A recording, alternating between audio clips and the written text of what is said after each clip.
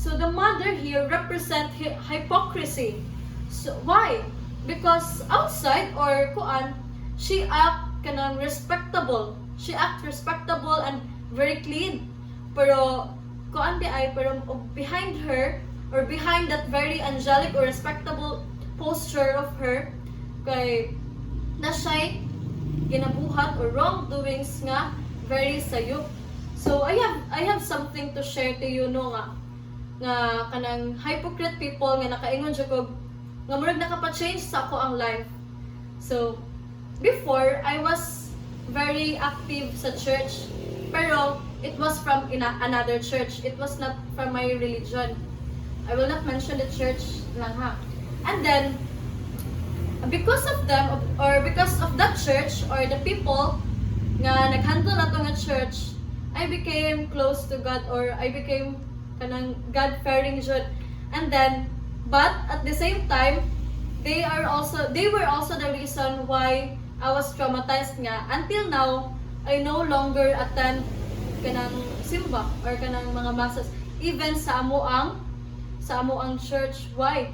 Because kanang nakita na ko sila nga they keep on spreading the words of God.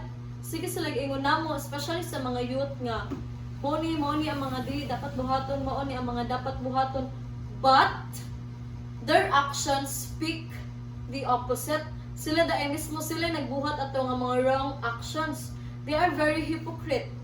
And I've realized nga if I will be surrounded with people like that, basig moabot ka ta sa point nga maparihat ta sa ilaha. That's why I decided to withdraw sa ilahang church. Then until now, napakoy fear of anang mo dong sa mga church bisag sa ako ang kaugalingong simbahan because I am afraid murag bitag na kuan sa ako ang mind nga what if ingana tanang tao or what if ingana ang mga tanang tao sa kuan pero to. So let's proceed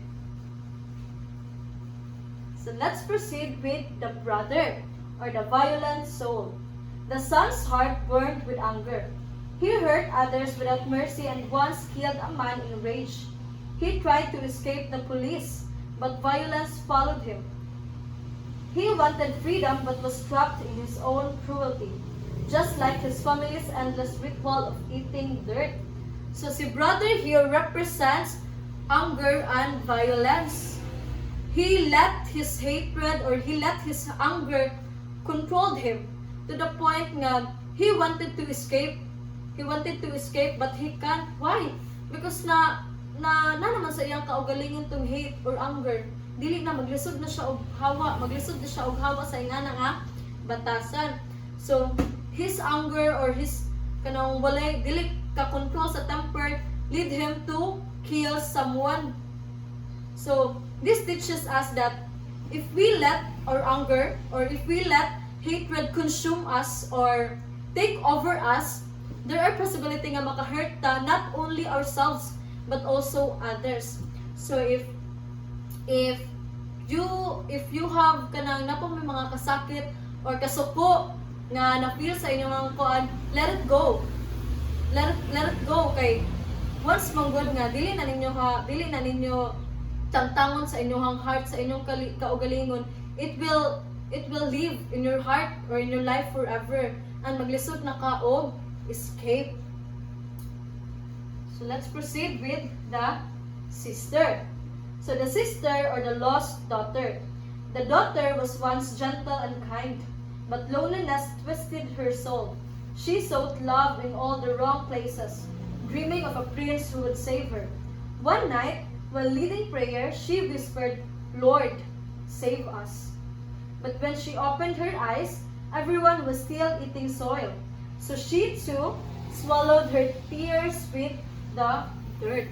So si sister, she is aware na sayop ang gipangbuhat sa iyahang family. She is very aware.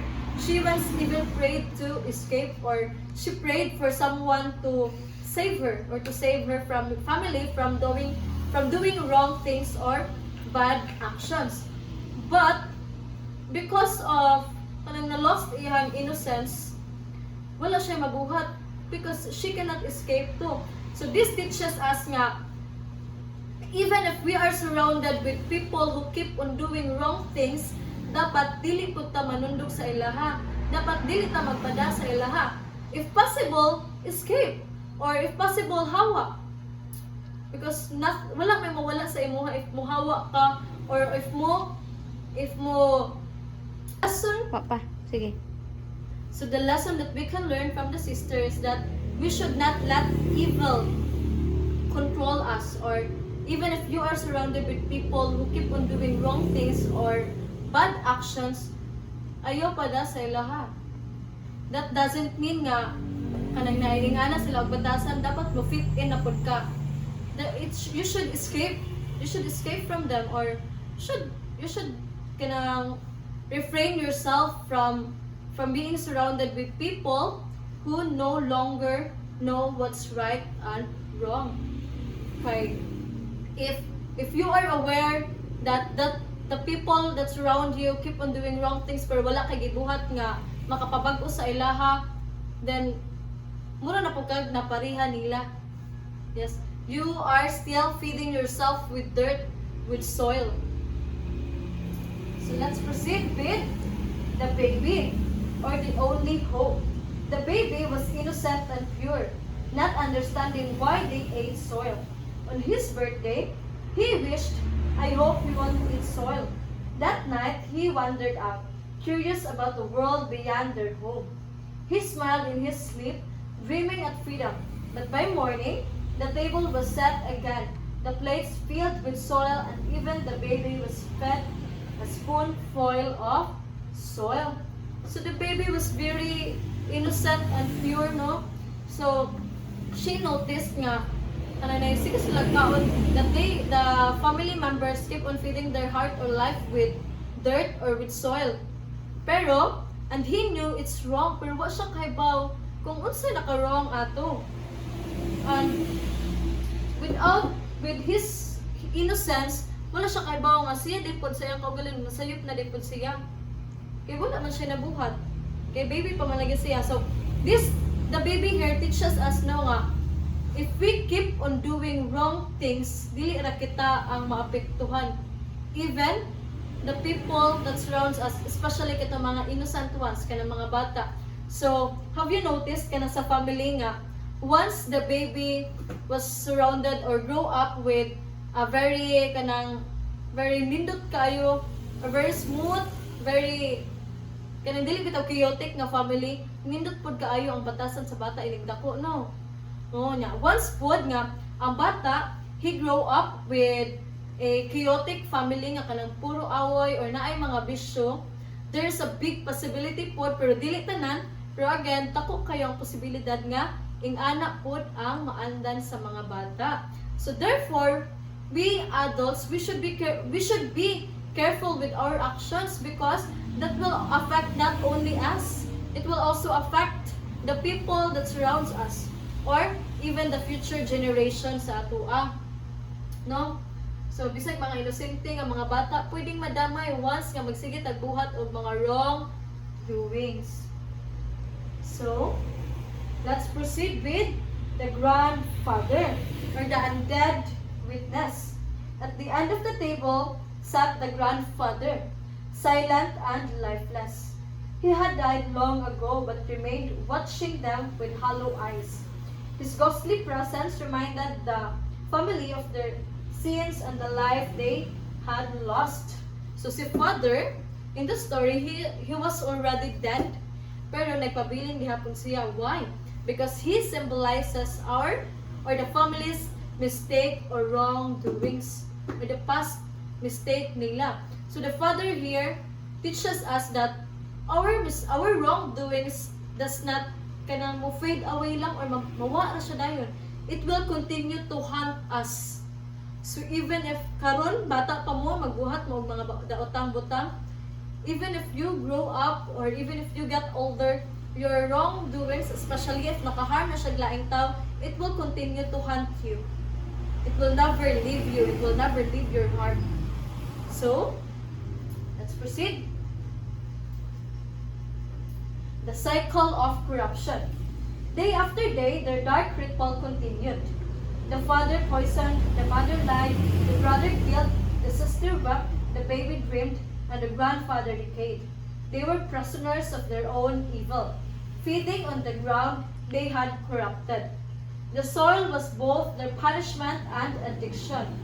No one escaped, not even the innocent. So, this part kana showed us nga the family until now they still continue to feed their hearts or life with dirt or soil, which represents the wrongdoings or bad actions. So they already accepted evil, or they already accepted wrongdoings as normal or even acceptable. So para nila dili na ni sayop kay normal naman sa ilaha. Kay sa una nga ilaha nang gibuhat walay nahitabo nga bad sa ilaha. Therefore, they thought nga okay naman di mabuhat og ingani nga butang. So they continue to do it until it become part of their life. So let's proceed. So in the end, nothing changed. The family still eats soil, trapped in their decaying home. Their act became a hunting symbol of how people consume their own destruction. How greed, hypocrisy, and sin can bury even the purest soil.